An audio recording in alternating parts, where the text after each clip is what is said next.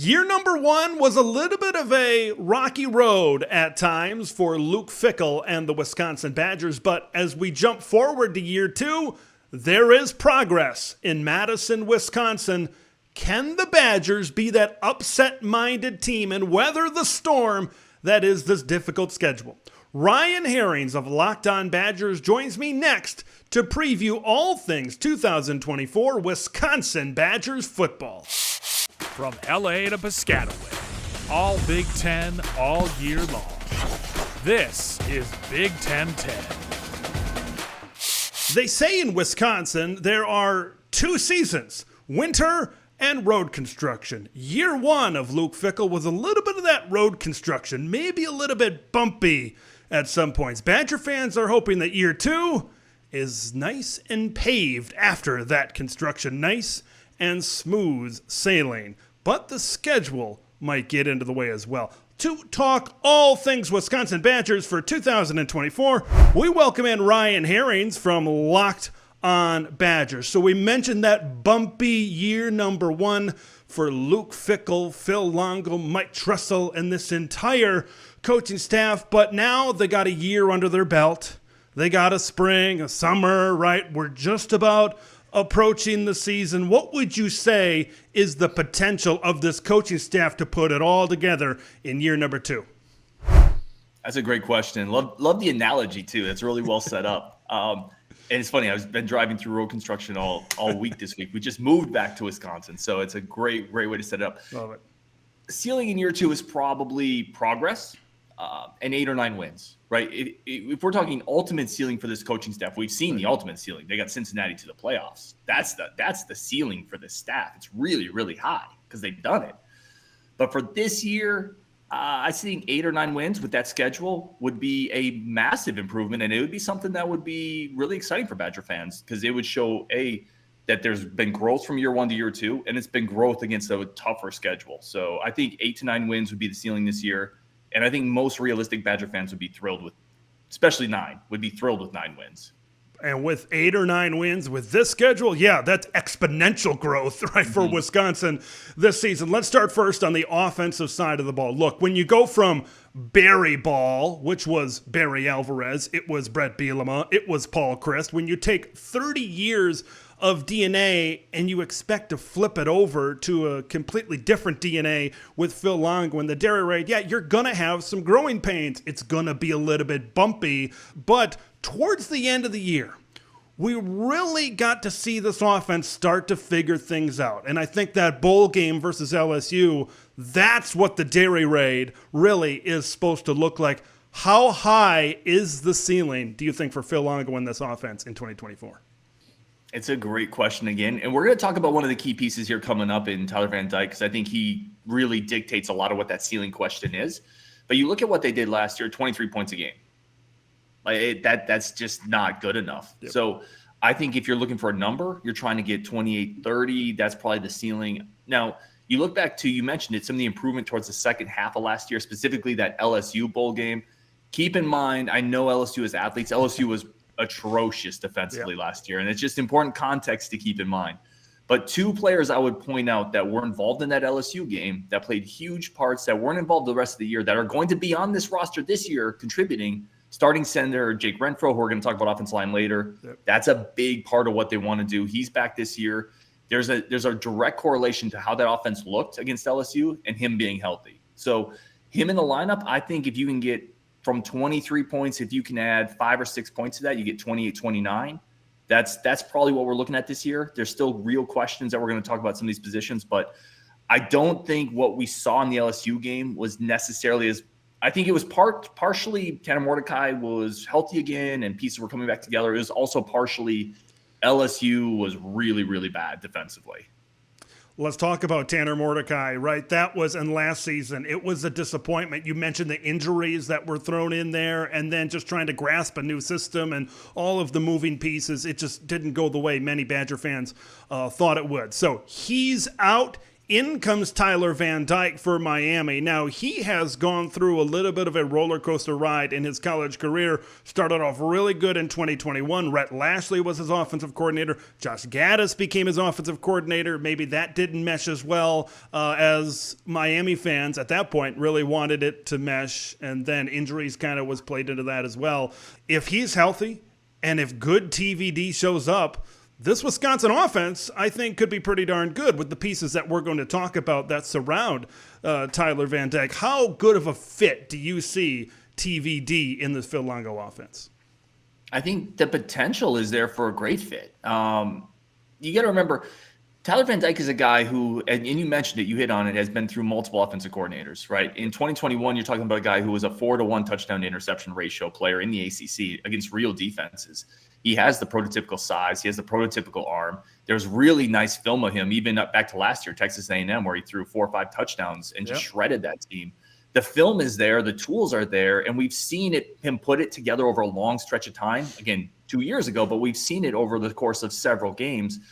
And then they Miami, I think, similar to what Wisconsin did to Graham Mertz, and I made this point a lot. This isn't going to be new to people who have heard me talk about Mertz. Wisconsin did Mertz no favors. You can't switch out offensive coordinators every single year and expect linear development from quarterbacks. Right. Miami did that with Tyler Van Dyke, right? Every year, new system, new offensive coordinator, new quarterback coach. It just doesn't work unless you're an elite. And he's not an elite quarterback. The elite quarterbacks rise above all that, and they bring everything with them. They are the rising tide that lifts boats. Tyler Van Dyke's not that. He's not an elite quarterback, but in the right system, we've seen it work. We know he has the arm. Now, we talked about that 21 season, 4 touchdown to 1 interception ratio. The last 2 years, it's been about 2-to-1, right? So we've seen regression the last 2 years. I think if you're a Badgers fan, you got to look at this realistically. There's going to be some games this year. There's going to be some throws where you just want to tear your hair out. I had a Miami fan I talked to, actually not Miami fan, the Locked On Miami's host, Locked On Hurricanes host. He said there's going to be 4 or 5 plays a game where you just, it's like throw the popcorn in the air and you love it. And there's going to be 2 where you throw your hair, you just rip your hair out. And that's the Tyler Van Dyke experience. So I think if we can get a version of that 21 player, which I think is possible, you get a upper 25 percentile quarterback in the Big Ten at that version, considering the Big Ten is not really a place right now with a lot of established quarterback talent outside of a few spots. That's enough to get to 8 to 9 wins. I think expecting more than that is probably unrealistic, though.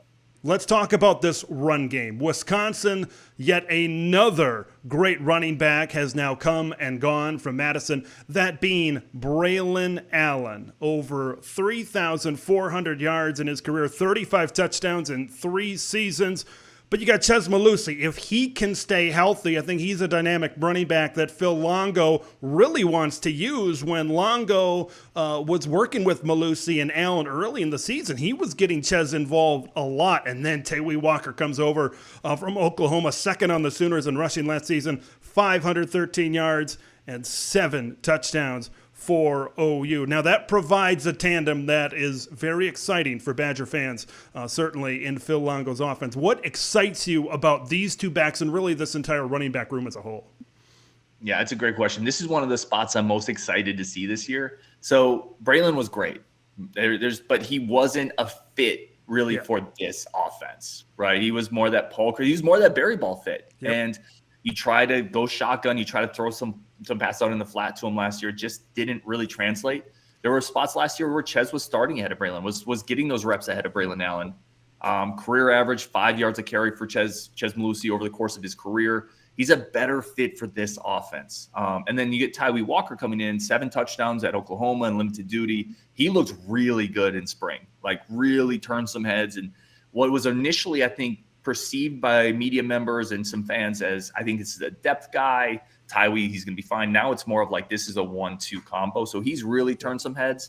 I think that combo is really good for Wisconsin. And then there's 2 4-star running backs coming in, Darian Dupree and Dylan Jones, both players highly, highly recruited, both really impressive film sets. I think as the year goes on, you're going to see one of those 2 start to carve out a role. It's hard for both. And assuming maybe Chez gets hurt, maybe Tawaee gets hurt. Listen, it's running back, right? Like that happens to the most durable of them. And Chez hasn't had a history of being the most durable of them. But I think those 2 4-star running backs, you're going to see one of them start to work in because they're just too darn talented. And if there's 1 or 2 spots where players can play right away, Like running back's one of them. Running back, if you're physically ready, it's easier to play right away as a true freshman in a certain role, right? In a certain package. So Badger fans are extremely excited about the young talent here. This room has been pretty stocked at this point. I think Chez and Tawaee are going to be a really good 1-2 combination. And then you got those two young studs underneath them. This is an exciting spot for Badger fans to watch this year.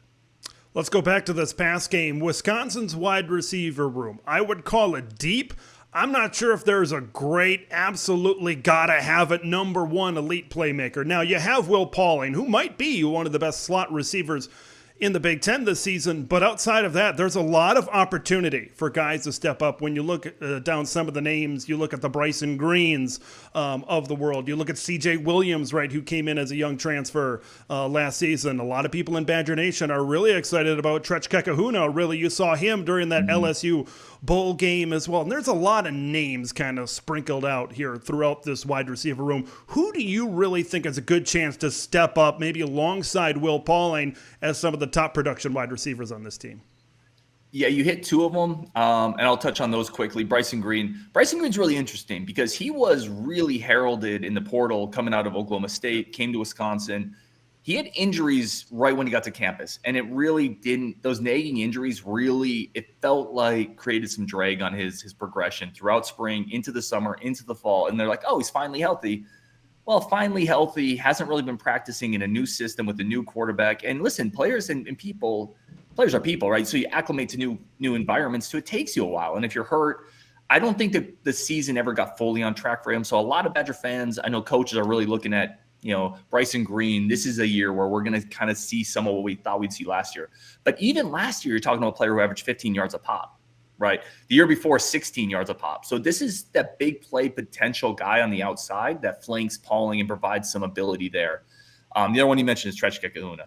Tretch Kekahuna has been like, in Badger fandom, like, hey, wait till Tretch gets out there, like in hushed, whispered tones, right? Wait till the Big Ten sees this guy. They're very, very excited about Tretch. And I can tell you, talking to some people on staff, talking to Will Pauling, who came on the show, and he just said, Tretch is going to help. Like, he is so excited to see what Tretch is going to do this year.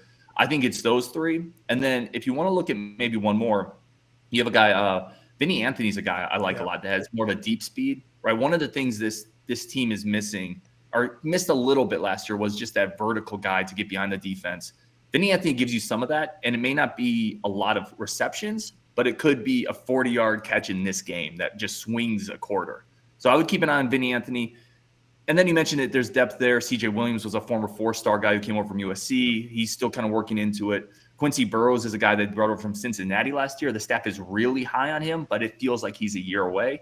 They had a couple of transfer portal guys coming this offseason, but I think that's kind of the main group there. Pre-Phil Longo, this was a position that was used a lot, right? A lot of 2 tight end sets in that Barry Ball type of 30-year era that we really talked about. How does the tight end room kind of get used in this Phil Longo system? Because when you look at what is returning for this season, not a ton of production, right? Tucker Ashcraft, Riley Nowakowski as well. They combined for 13 catches, 143 yards last season. Do we expect to see transfer Jackson McGowan get more involved? Maybe some true freshmen really see some time? How do you expect this tight end room to really shake out in this offense this year? Yeah, it's been a struggle for a couple years, really. If you think back really 4 or 5 years, it's been Jake Ferguson and really nothing else. And Wisconsin has struggled building depth there pre-Luke Fickell. Paul Chryst, towards the end of his tenure here, really struggled building depth there. There were several recruited tight ends that washed out. Last year, so Riley Nowakowski, for those who don't follow the Badgers really closely, it's a converted fullback, H-back type of a guy. Yep. He's kind of there because Phil Longo doesn't use fullbacks. He's definitely a guy who's going to be in the right spot. He's physical, but he's undersized. He's not really the traditional size for a tight end. Tucker Ashcraft was a true freshman who, in a better tight end depth chart, would have redshirted and played this year, right? So last year was pretty barren. It's going to be better this year. I think you're still probably a year or two away from really really refilling this cupboard. Now, this offensive line, okay, when you kind of stack up some of the best starting fives up front, I think Wisconsin might start to really get into that group, or at least people should start talking of this group being at least in that conversation among maybe that top group, that top 5 or 6, so to speak, in the Big Ten Conference. When you look at Jack Nelson, right, a 2-time honorable mention All Big Ten guy, started all 13 games last season. Joe Huber started all 13 games at left guard. Riley Mahlman started all 13 games at right tackle. That's 3 returning guys on this offensive line. We've talked about the injuries with Jake Renfro, but if he can stay healthy, he was a first-team All-AAC in 2021 for Cincinnati out there. What would you say is the ceiling of this group in 2024? There might not be a ton of depth, but the starting 5 looks pretty good. Yeah, the ceiling's really high. I try to keep it pretty real. I think on the fan scale, I lean positive, but I'm not that like crazy positive. The offensive line could be really good this year. Jake Renfro is the key, and he's had trouble being healthy. But we talked about the LSU game. As soon as he stepped in, everything got better. He is a tough, physical, established, experienced center. And he's really, really good. He's really good. Talking to people in staff, Brady Collins, the strength and conditioning director, he said this guy's built for the Big Ten. He just needs to be healthy. And right now he's healthy. He's ready to go. That's a huge key. The tackles I think are interesting. Riley Mahlman was one of the highest graded Pro Football Focus tackles in the country last year, both pass protection and run blocking. He's huge. He's 6'8", huge long reach, former 4-star guy. It feels like he was coming into his own last year. And then the other tackle, Jack Nelson, who started off a little slow, but keep in mind, these guys were not recruited to this, right? They weren't recruited to the wider sets, the passing game. They were recruited to move people. And it took Nelson a little bit of time. There were some real struggles early in the season. Washington State was a rough game for him. He got better as the year went on. And 2 years ago, we were talking about this guy's going to leave early and he's going to be a 2nd or 3rd round pick. So I think the tackles are experienced. They got better as the year went on. And you have that key in the middle with Jake Renfro, who is just the catalyst for this group. The offensive line could be really, really good. And in the interior, the one guy we didn't really talk about, Joe Brunner, is going to be one of the starting guards, former 4-star, highly recruited prep offensive tackle. He's going to be a guard now. He has a ton of upside. So that starting 5 could be really, really good. You mentioned the depth. It's a little iffy, especially if Renfro goes down. They do have depth on the tackles. They do have some depth at the guard spot. But if Renfro goes down, you're going to find yourself in the same spot you were last year where you don't really have a center. And that is definitely a concern. But that's really the only concern I have with this group is depth at center if Renfro goes down. Let's talk about this secondary, because the way I view it, I think this is the strength of this defense. When you look at Hunter Wohler, a first-team All-Big Ten guy, he led the team in tackles with 120. He is that leader of this defense at that safety spot. And then Ricardo Holman, 7 interceptions. He led the Big Ten, 3rd-team All-Big Ten guy. Those guys are returning. At the corner and the safety spot, you got those locked down. How good do you think this group can really be, and who do you expect to kind of fill in those roles opposite of Hunter Wohler and Ricardo Holman? Yeah, it's funny. I was doing a list of the best Badgers players this year, and my top 2 was safety and cornerback. Like, when in Wisconsin has the top 2 players not been an offensive lineman, running back, linebacker even, right? Hunter. Let's start with Hunter Wohler. Let me answer your overall question. This could be a really good group. I think there's still a few depth concerns. A lot of the young horses, they've done a really good job recruiting cornerback, this staff. Those guys are still kind of babies, right, in the system. But Hunter Wohler is a bona fide star. And I was talking to people on the staff. Hunter Wohler put on 15 pounds of muscle. Like, he's 15 pounds bigger and faster. Like, if you look at what he did last year and then you make him a bigger, stronger version of that, he's a bona fide star in the back 7. And then Ricardo Holman, you mentioned it, 7 picks. He's not going to get 7 again because it's really hard to get 7. But you don't luck your way into 7, right? So you have a legit corner and a legit safety. The physicality at the other safety spot with Austin Brown, he's going to be I think a bit of a revelation for this team. Former highly recruited kid, also out of Illinois, a guy that Paul Christ recruited, big physical player. I remember watching him last year at Ohio State, or when Ohio State came to Madison. Yeah. He was one of the only guys on defense that it felt like if Ohio State broke out, Austin Brown was going to cover that up. He's a big physical safety there. The athleticism is just getting better and better in the back 7. Nizer Forkran is the other guy I'd highlight. He was a guy who came in last year, started to get his feet wet, transfer player in the portal. And he's put on good weight this offseason. He's a guy, when talking to Badger strength and conditioning coordinator, that staff, They said Forkran has been the best offseason of anybody on the team. He has made a massive jump. He's a 6-foot guy. He runs about a 4.4. I think there's a lot to be excited about here. You got two of the stars of the team, and the depth around them has improved. Keep an eye out for Nizer Forkran at corner and Austin Brown at safety. And then if you want to keep an eye on a young player, Xavier Lucas is going to be really, really good for Wisconsin. He's a cornerback that got out of Miami. They beat the Hurricanes for him. He's a 6'1" kid, runs a 4.4. Really, really unique athleticism for the Badgers to get out of Florida to add into their secondary. This linebacker group excites me, right? As that Badger fan, really within me. They went into the transfer portal. You talk about that shopping list. Man, did they cross it off when it came to this linebacker group. Now, they lost Muma Jong Meta, CJ Getz, Jordan Turner at linebacker, but they backfilled. Are they better this year even? Let's kind of dive into it a little bit. Of course, the one that really stands out to me of the 3 of the top 20 transfers, according to 24/7 Sports, they got 3 of the top 20 transfer linebackers in the portal this year. Jaheim Thomas, man, he comes over from Arkansas, reuniting with this coaching staff that was at Cincinnati, but over at Arkansas, he started every game with them in the SEC, led the team in tackles, 6th in the SEC in tackles. Tackett Curtis comes over, his freshman season, 40 tackles for the Trojans. Leon Lowry comes over from Syracuse, started all 12 games for the Orange last year, 4th on the team in tackles for loss, Sebastian Cheeks and John Pius. And then you combine that with Jake Taney coming back, 80 tackles last season. He was 2nd on the team. There's a lot of depth and the flexibility, because we know not some of these linebackers are going to be those edge guys, maybe coming off the edge of the defensive line as well. But how much of an impact do you expect this deep linebacker room to really make on the rest of the defense? Enormous. And I can tell you, I know this for a fact. The staff, let me just say this. The staff knew they needed to get faster, right? They knew they needed speed at the linebacker spot. I think they thought they had more than they did last year. And then the season got going and they knew, listen, there's no shock.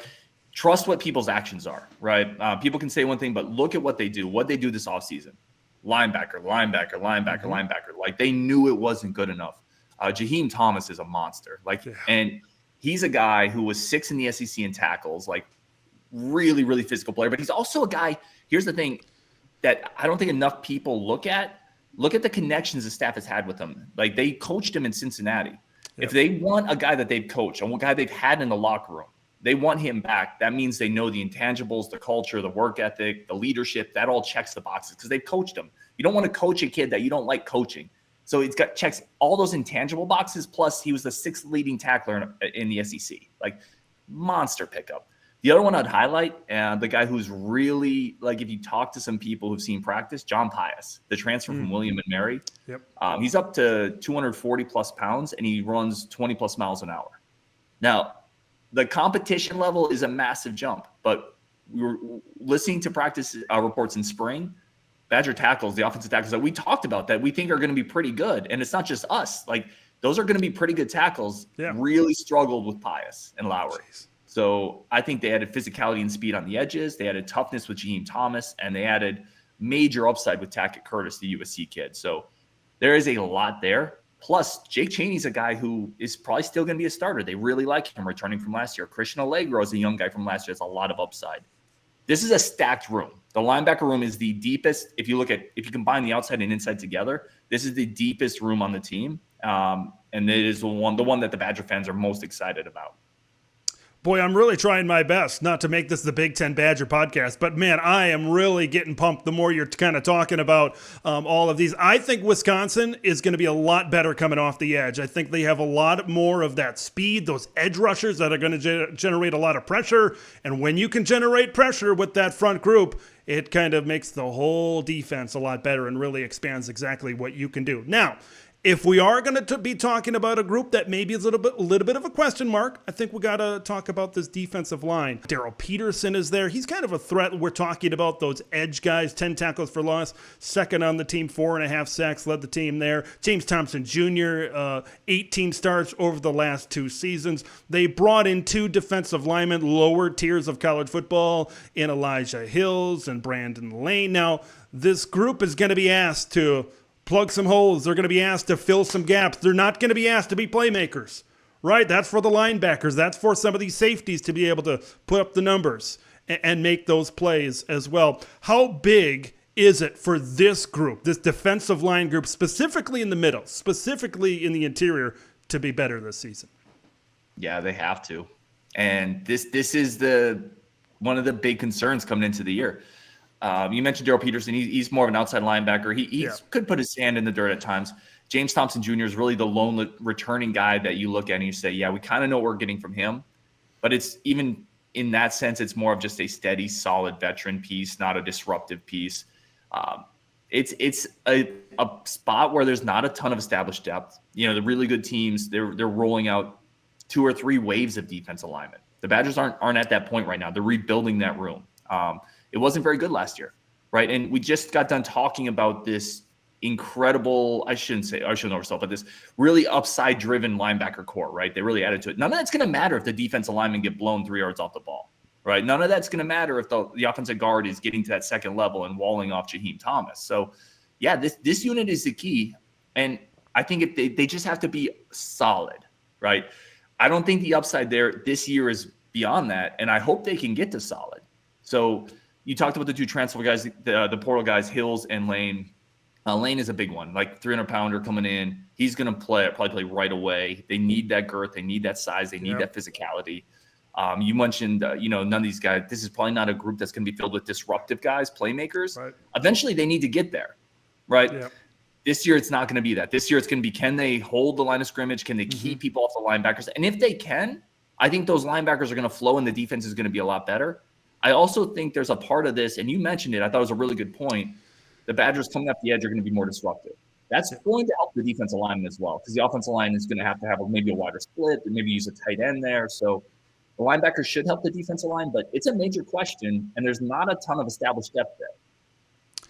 I think I heard this on one of your podcasts when I was driving across the country here this summer. Look, for the defensive lineman this year, it's not going to be a sexy job, right? You're going to get in there. You're going to eat holes. You're going to eat gaps, and you're going to allow these other players to make the plays. But right now, this year, that's what needs to happen for this defense to be the best. And for Wisconsin to be the best and get some W's on that schedule, that defense needs to be really good. Let's dive into the schedule here a little bit. Now, when I look at the Badgers, talent-wise, and we just went all over it, position by position, this is kind of that 9-3 talent-wise type of team and maybe a normal Big Ten West type of year. But as we know, that doesn't exist anymore, and this could end up being another 7-5 regular season with what is on this schedule this season, far from normal, with Alabama and USC and Penn State and Oregon all on the schedule. I'm going to focus on those 4 for the first thing here, Ryan. Which of those matchups against high-level football teams is the highest potential for Wisconsin to pull the upset? Specifically, those 3 at home, Alabama, Penn State, and Oregon. Yeah, I think it's Penn State. I think they beat Penn State this year. I'm not fully sure on Alar yet. Listen, Penn State's good. They have great running backs. They're really talented defensively. But you get them in Madison. I think that's a game where the Badgers, trip that Franklin-led team up. And some of that's dependent on what Drew Alar looks like this year. He's not a guy that really impressed me last year. The other 2 are trickier. I think Oregon is just – I just think they're a talent tier or 2 above Wisconsin. Right. And they're so deep that the later you get them, it's almost the worse it is for you, because every team suffers attrition. The Badgers are going to lose guys. Oregon's going to lose guys. Oregon has something like 8 blue-chip defensive linemen. I mean, you probably know the number better than I do, but – they're going to withstand that attrition over the course of a season better than a team like Wisconsin right now. So you almost don't want to play them that late. I know it's in Wisconsin, but here's the other thing. Oregon, they get weather up there. It's not cold weather, but It's not USC. It's not UCLA coming in. They're not going to crumble because it's cold or windy. So that one's tricky. The Alabama one is super interesting because Alabama, you get them in week 3, right? You get them early. They have a new coaching staff, a bunch of roster turnover. If that was the Nick Saban team, no, you're not going to beat that team. And Alabama's still more talented than Wisconsin. Make no mistake. But you get them in a really good spot where a new roster with a new coach might still be finding their footing, and then they have to head to Camp Randall. It's a possibility. But I think Penn State's the likely one there. I think ultimately Alabama will still out-talent Wisconsin. Boy, I call it that Alabama triangle. Get them early, get them at home, and get them the year after Nick Saban retires. Because you said, how's everything meshing together with Kalen DeBoer's system, Jalen Milroe, all of that. And maybe it's not on midseason form, not on track. Remember last year, Jalen Milroe didn't really establish himself as maybe the middle of the year. So we'll see. Wisconsin fans are certainly hoping that they could maybe break through early in the season. Now, when I look at the rest of the schedule, I think expectations are very hard to gauge. We mentioned those tough games. You still got the toss-ups. You still got the rivalry games. The Iowa's on the schedule. The Minnesotas are on the schedule. Nebraska is on the schedule this year. But when you look at this from the voice of Badger Nation, so to speak, what can they expect in terms of wins and losses this season? Where is everybody sitting right now? I think a lot of Badger fans are pretty realistic with it. Most people I talk to are thinking 8 wins, somewhere in there. Some are at 9, some are at 7. It feels like the range is set between 7 and 9 for most people, and I feel like that's incredibly fair. You hit on something really good. A lot of Badger fans for a long time, and you know this covering the conference and being from Wisconsin, you could just always count on beating Illinois, Purdue, Northwestern, Minnesota, right? Well, Wisconsin hasn't done that in a while. Northwestern tripped us up last year. Minnesota's won a couple now. Listen, we've owned Nebraska, but those games are super close, and Matt Rule's a legit coach. Yeah. So we fixate a little bit on those 4 tough games, but you could absolutely lose to Iowa, Minnesota, Nebraska, and Wisconsin has done that to some degree the last couple of years. So I think, again, I said it at the beginning, I think 8 wins is a tremendous season in year 2 of a system because 8 wins means either you're losing those 4 tough games, but you're winning all the other ones.